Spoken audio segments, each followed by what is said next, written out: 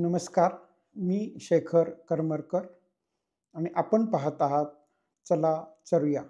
मित्रांनो, मागच्या वेळेस आपण किडनी फेल का होते हे पाहिलं. आता आज आपण पाहणार आहोत की किडनी श्रिंक का होते किंवा लहान का होते. आता तुम्ही म्हणाल की लहान किडनीचा आणि किडनी फेल्युअरचा काही संबंध आहे का? किंवा जर किडनी श्रिंक झाली असेल, छोटी झाली असेल, तर आपण घाबरण्याची गरज आहे का? किंवा घाबरायचं नाहीये असं आहे का? तर ह्या सगळ्या प्रश्नांची उत्तरं थोडक्यात आपण आज पाहणार आहोत. तर कसं आहे, की किडनी श्रिंक झाली आहे हे आपल्याला अ, तब्येतीवरनं असं नाही कळत किंवा हाताला म्हणजे असं पोटाला हात लावून वगैरे नाही कळत. तर कसं असतं, की काही कारणांनी आपण एखादी तपासणी करतो.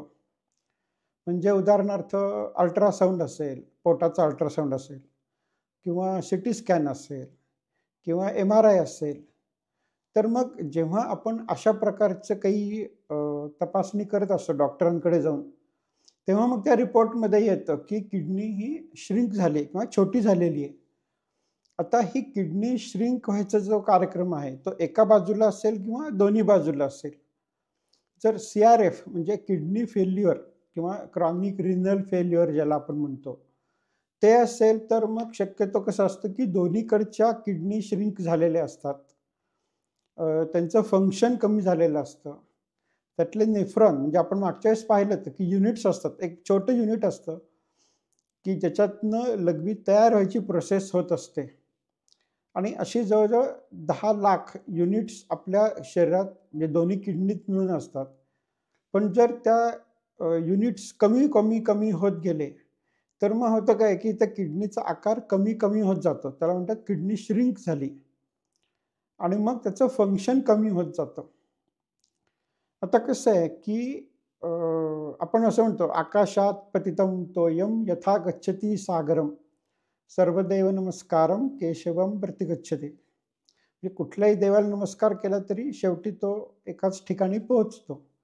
तसं किडनीमध्ये सुद्धा आहे, की कुठल्याही कारणांनी रिनल फेल्युअर झालं असेल, म्हणजे ते ऑब्स्ट्रक्शनमुळे म्हणजे काही अडथळा आल्यामुळे, किडनी स्टोनमुळे असेल, इन्फेक्शनमुळे असेल, म्हणजे पायलोनेफ्रायटिस म्हणा, युरिनरी ट्रॅक्ट इन्फेक्शन म्हणा किंवा असेल किंवा ब्लड प्रेशरमुळे झालेलं असेल, डायबिटीजमुळे झालेलं असेल, म्हणजे कारण काहीही असू दे त्याचं. जेव्हा किडनी श्रिंक होते, तेव्हा त्याचं फंक्शन कमी होत जातं आणि त्याचं जे आपल्याला जाणवतं सिम्प्टम्स ज्याला आपण म्हणतो, ते एकच असतात. म्हणजे ऑब्स्ट्रक्शनमुळे किडनी फेल्युअर असेल, ब्लड प्रेशरमुळे किडनी फेल्युअर असेल, त्यांनी मग म्हणजे कारण काय आहे ह्याचा आणि ॲक्चुअल काय किडनीमध्ये होतं ह्याचा नंतर अर्थार्थी संबंध राहत नाही. कारण शेवटी कसंही झालं तरी त्याचं जे किडनी फेल्युअर आहे, ते एकाच प्रकारचं होत असतं. म्हणजे काय, की एकदा नेफ्रॉन्स गेले, म्हणजे ब्लड प्रेशरमुळे जातील, डायबिटीजमुळे जातील, ऑब्स्ट्रक्शनमुळे जातील, काही कारण असू दे, नेफ्रॉन्स गेले, की मग ते परत आणता येत नाहीत. म्हणजे एकदा किडनी श्रिंक झाली, की ती मोठी होत नाही. काही करा तुम्ही त्याला. एकदा गेली म्हणजे गेली. म्हणून आपण एवढं मागं लागत असतो, की तुम्ही तुमचा आहार सुधारा, तुमचे लाईफस्टाईल सुधारा, तुमचं ब्लड प्रेशर आटोक्यात ठेवा, तुमचा डायबिटीज असेल तर तो आटोक्यात ठेवा, की त्याचा जर किडनीवरती परिणाम होत गेला, तर मग एका पर्टिक्युलर पॉइंटनंतर ते इरिव्हर्सिबल होतं आणि त्याचं काहीच करता येत नाही. मग किडनी फेल्युअरकडे आपण आपली वाटचाल हळू सुरू राहते. म्हणून किडनी श्रिंक होणे हे फारसं चांगलं लक्षण नाहीये. पण तर किडनी बारीक असणे हे वयोमानानुसार सुद्धा होतं. म्हणजे एखाद्या माणसाला काही आजार नाहीये. प्रकृती चांगली आहे, खाणं-पिणं चांगलं आहे, त्याचे व्यवहार दिवसाचे व्यवस्थित सुरू आहेत. तरीसुद्धा जर आपण एखादी तपासणी केली, तर त्यात किडनी छोट्या दिसतात. पण त्या फिजिओलॉजिकल म्हणजे त्या वयोमानानुसार, फक्त वयोमानानुसार होणाऱ्या असतात. आणि मग काय होतं, की त्यात किडनीचं फंक्शन कमी झालेलं असतं. पण त्यावेळेस किडनीची गरजसुद्धा कमी झालेली असते. कारण म्हातारपणामध्ये जसं आपलं वय वाढत जातं, तसं समजा 70व्या वर्षी, 80व्या वर्षी तर किडनीचा आकार छोटा असतो आणि त्यांनी फारसा त्रास नाही होत, की ह्या किडनी छोट्या झाल्यामुळे जे काही आपलं फंक्शन गेलेलं आहे, आपली क्षमता, कॅपॅसिटी गेलेली आहे, ती किती गेली आहे आणि आपल्याला किती गरज आहे त्या वयामध्ये, ह्याच्यावरती सगळं ठरतं, की आपल्याला काही त्रास होणार आहे का नाही होणार आहे. आता मी उदाहरण सांगतो, की समजा एखाद्या माणसाचं वय 65 ते 70 आहे. त्या माणसाला त्याच्या 20व्या 25व्या वर्षी जेवढी त्याची किडनी होती, त्याच्यात ती आता 50% झालेली आहे. तर मग त्याला त्रास होईल का? तर ही जी 50% कॅपॅसिटी शिल्लक राहिलेली आहे त्या किडनीमध्ये, तर ती त्या माणसाला 60व्या वर्षी, 70व्या वर्षी पुरतीये का? हे महत्त्वाचं आहे.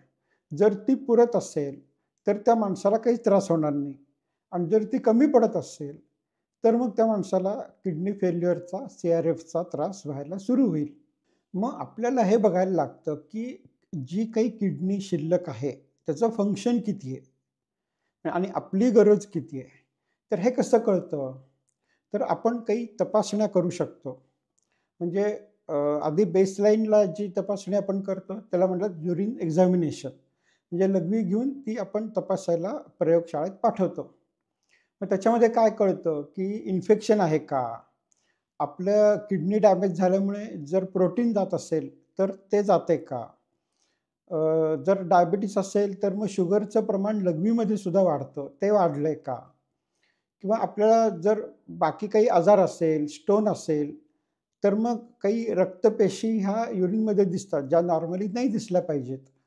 जर इन्फेक्शन असेल, तर मग व्हाईट ब्लड सेल्स किंवा पस सेल्स युरिनमध्ये दिसतात. त्या नाही दिसल्या पाहिजेत नॉर्मली.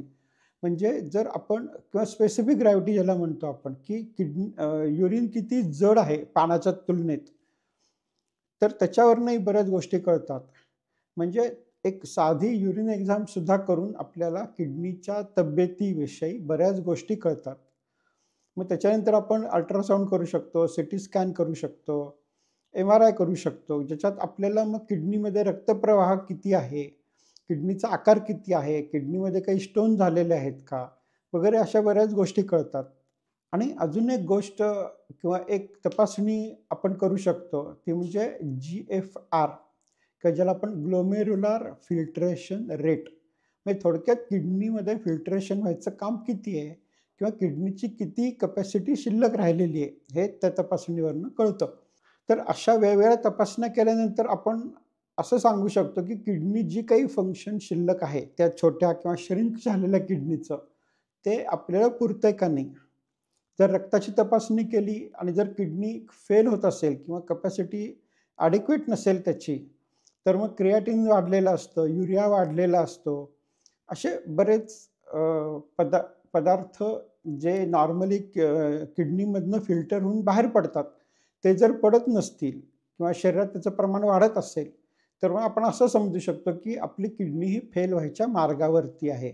आता जेव्हा आपण किडनी फेल्युअरचा विचार करतो, तेव्हा हे नाही व्हायला पाहिजे म्हणून जेवढे आपण प्रयत्न करू, जेवढे व्यवस्थित चिकाटीने आणि लाँग टर्म म्हणजे अगदी सुरुवातीपासूनच म्हणजे तुम्ही 30शी मध्ये आहे, 40शी मध्ये आहे, 50शी मध्ये आहे, तेव्हापासूनच तुम्ही किडनीची काळजी घ्यायला पाहिजे, की ब्लड प्रेशर कंट्रोल ठेवायला पाहिजे, डायबिटीज कंट्रोल ठेवायला पाहिजे, आहार सुधारला पाहिजे, लाईफस्टाईल सुधारली पाहिजे. तर तुमची किडनीचं आयुष्य वाढणार आहे, त्याचं फंक्शन त्या मानाने शाबूत राहणार आहे. आणि मग आपल्यालाच लाँग टर्ममध्ये किडनी चांगली साथ देणार आहे. मग त्या आहारात कसं असतं, की किडनी फेल्युअर व्हायच्या आधीचा आहार आणि किडनी फेल्युअर झालेल्यानंतरचा आहार यात जरा फरक करायला लागतो. जर किडनी ऑलरेडी फेल झालेली असेल, तर मग आपल्याला पोटॅशियम कमी करायला लागतं. त्याच्यामुळे आपण फळं खाऊ शकत नाही. आपल्याला सोडियम कमी करायला लागतं. अर्थात सोडियम हे कमी ठेवलेलंच बरं असतं. किडनी फेल झालेली असो किंवा नसो. त्याच्यामुळे तेलकट पदार्थ, खूप मीठ किंवा खारट असलेले पदार्थ, जे वेफर्स असतील किंवा पिझ्झा वगैरे किंवा फास्ट फूड असेल, ते एकदम कमी केलेलं केव्हाही चांगलं असतं. परंतु किडनी फेल्युअर व्हायच्या आधी जी आपण काळजी घेतली पाहिजे, की त्यात आपण फळांचं प्रमाण, भाज्यांचं प्रमाण अ, वाढवलं पाहिजे. व्यवस्थित रोज पाणी पिलं पाहिजे. आपली आहार चांगला असला पाहिजे, निद्रा चांगली असली पाहिजे. तर ह्या जर सगळ्या गोष्टी आपण पाळल्या, रोज व्यायाम व्यवस्थित केला पाहिजे, तर मग आपली किडनी आपल्याला जास्त दिवस चांगली साथ देणार आहे. त्याच्यामुळे किडनी श्रिंक झाली आहे किंवा किडनी छोटी झाली आहे, किडनीचा आकार कमी झाला आहे, म्हणजे घाबरायला पाहिजे असं नाही आहे. तर त्याचं फंक्शन किती शिल्लक राहिलं आहे आणि आपल्या शरीराची तेव्हा गरज किती आहे, ह्याच्यावरती सगळं ठरतं, की ती किडनी फेल्युअरमध्ये आहे का नाही आहे. फक्त छोटी झाली आहे म्हणून ती फेल आहे असं नाही आहे. पण जर छोटी असेल तर फेल्युअर असायचं प्रमाण जास्त असतं. जर किडनीचा आकार नॉर्मल असेल तर बऱ्याच वेळा तुम्ही फेल्युअरच्या खूप लांब असता. जसजसा आकार कमी-कमी होत जातो, तसं तुम्ही फेल्युअरच्या जवळ-जवळ जाता. पण ॲक्चुअल त्या पॉइंटला किडनी फेल झाली आहे का? किंवा किडनीचं जे काही फंक्शन आहे ते आणि आपल्या शरीराची किती गरज आहे ती, ह्याचं मिसमॅच होतंय का? ह्याच्यावरती ठरतं, की तुम्हाला किडनी फेल्युअरचा त्रास होणार आहे का नाही? आणि एकदा किडनी फेल्युअर झालं, की मग तुम्हाला डायलिसिसवर जायला लागतं. आणि डायलिसिस किंवा मग तुम्हाला किडनी ट्रान्सप्लांटचा विचार करायला लागतो. म्हणजे तसे हे पर्याय फार सोपे नाही आहेत, साधे नाही आहेत. त्याच्यामुळे जेवढं आपण शक्य होईल तेवढा किडनी फेल्युअरकडे जाऊ नये. अगदी छोटी झालेली किडनी का असेना, पण त्याचं जे काही फंक्शन असेल, 15% असेल, 20% असेल, 30% असेल, ते सुद्धा आपल्याला कसं शाबूत ठेवता येईल, ह्याचा जर आपण विचार केला आणि त्याच्याप्रमाणे आपला आहार बदलला, आपली लाईफस्टाईल बदलली, तर मग आपल्याला जी काही किडनी शिल्लक आहे ती जास्त दिवस पुरणार आहे. तुमचा काय अनुभव आहे? तुम्हाला काय वाटतं? हे कमेंट बॉक्समध्ये जरूर लिहा. आणि जर तुम्हाला काही कन्सल्टेशन किंवा ट्रीटमेंट पाहिजे असेल, या किडनी फेल्युअरच्या बाबतीत किंवा डाएटच्या बाबतीत, तर मग तुम्ही माझ्याशी संपर्क करू शकता. ह्या कमेंट बॉक्समध्ये लिहा किंवा माझ्या वेबसाईटवरती जाऊन कॉन्टॅक्ट फॉर्म भरा. म्हणजे मी तुमच्याशी संपर्क करू शकेन. धन्यवाद.